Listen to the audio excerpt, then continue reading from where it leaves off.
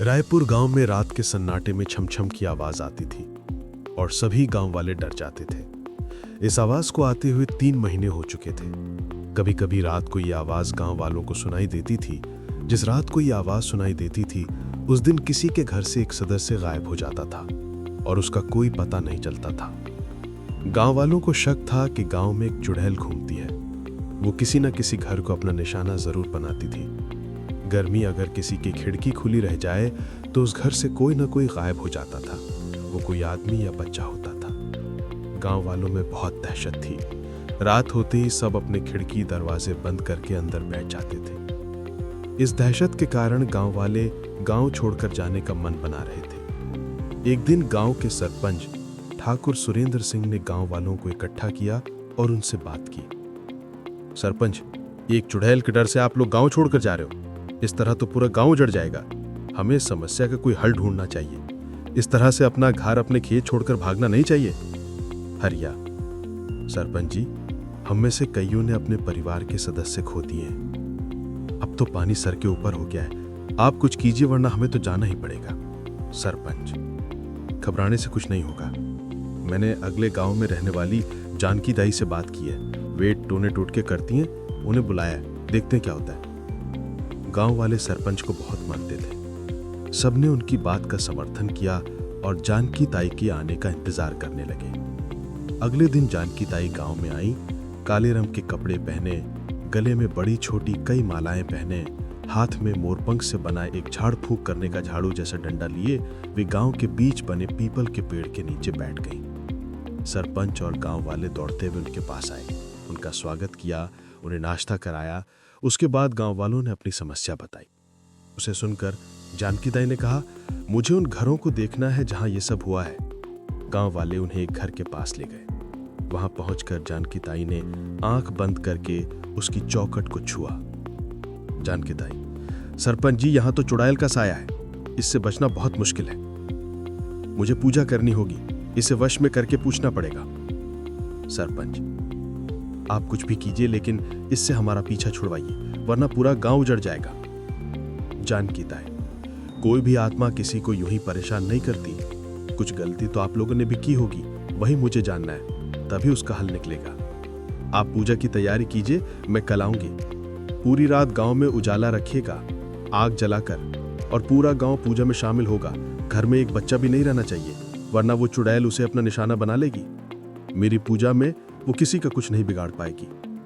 अगले दिन गांव में पूरी तैयारी की गई। पूरे गांव में रोशनी के लिए जगह जगह मशालें लगाई गईं। गांव के बीच में हवन कुंड बनाया गया। पूजा का सारा सामान इकट्ठा किया गया। अगले दिन रात को जानकी ताई अपने साथ 4 लोगों को लेकर पूजा करने आई। सभी ने काले कपड़े पहने थे। पूरा गांव वहां इकट्ठा था। जानकी ताई, कोई भी चुड़ैल के आने पर डरेगा नहीं, न ही उस पर हमला करेगा। मैं उसे वश में करूंगी और उसकी आत्मा को मुक्ति दिलाऊंगी। कुछ देर बाद पूजा शुरू हुई। मंत्रों का जाप होने लगा। तभी दूर पीपल के पेड़ पर एक काला साया दिखाई दिया। जानकी ताई ने उसे मंत्रों में बांधकर हवन कुंड के पास बुलाया। भयानक चेहरा, आंखों में खून भरा था, बड़े बड़े दांत, काले कपड़े पहने वो साया आकर बैठ गया। उसके जिस्म से मुर्दे के जलने जैसी शमशान की बदबू आ रही थी। जानकी ताई, कौन है तू? गांव वालों को क्यों परेशान कर रही है? यहां से गायब हुए लोग कहां हैं? चुड़ैल, मैं पूरे गांव को खत्म कर दूंगी। मैंने सबको मारकर खा लिया। जिनके घरों के लोग गायब थे वे ये सुनकर रोने लगे। उनके रोने की आवाज सुनकर चुड़ैल जोर जोर से हंसने लगी। जानकी ताई, सच सच बता, मैं तो तुझे यहीं भस्म कर दूंगी। ये कहकर उन्होंने एक मंत्र पढ़ा जिससे चुड़ैल बेचैन हो गई। चुड़ैल, रुको, बताती हूं। मैं इस गांव में रहती थी। मेरा नाम पूनम है। मेरे कोई बच्चा नहीं था, इसलिए एक तांत्रिक ने मुझे रात को पीपल के नीचे दिया जलाने के लिए कहा। मैं वही कर रही थी। गांव वालों ने सोचा मैं जादू टोना कर रही हूं। इस सरपंच और गांव के कई लोगों ने रात में ही मेरा गला दबाकर मुझे मार दिया। मैं इनसे बदला लेकर रहूंगी। जानकी ताई, क्यों सरपंच, ये सच कह रही है? सरपंच, हमसे बहुत बड़ी भूल हो गई। जानकी ताई, इन्होंने तेरे साथ बहुत गलत किया। अब ये बता, गांव वाले जिन्हें तूने बंदी बनाया है वो कहाँ है और तेरी मुक्ति कैसे होगी?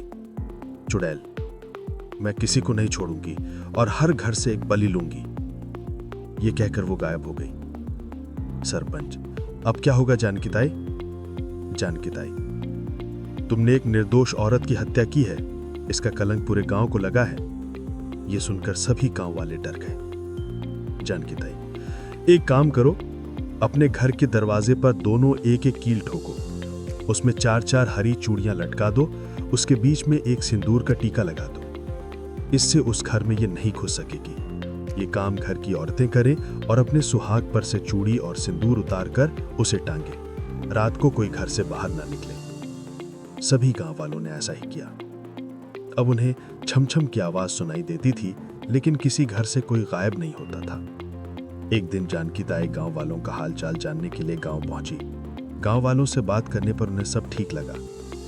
जानकी ताई, वो सब तो ठीक है, लेकिन ये सब ज्यादा दिन नहीं चल पाएगा।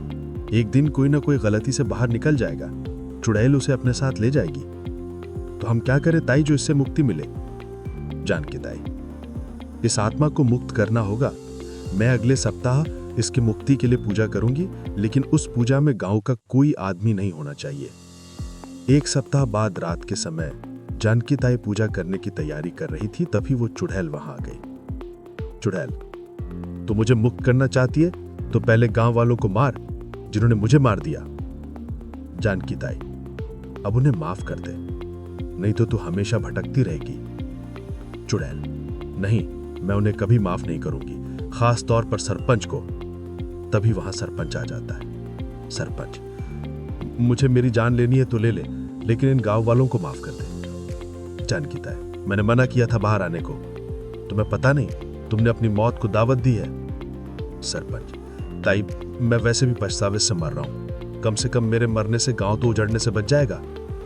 चुड़ैल, मुझे तेरी ही तलाश थी, लेकिन तुझे पछताते देख मेरा मन बदल गया। ताई, मुझे मुक्ति दिला दो।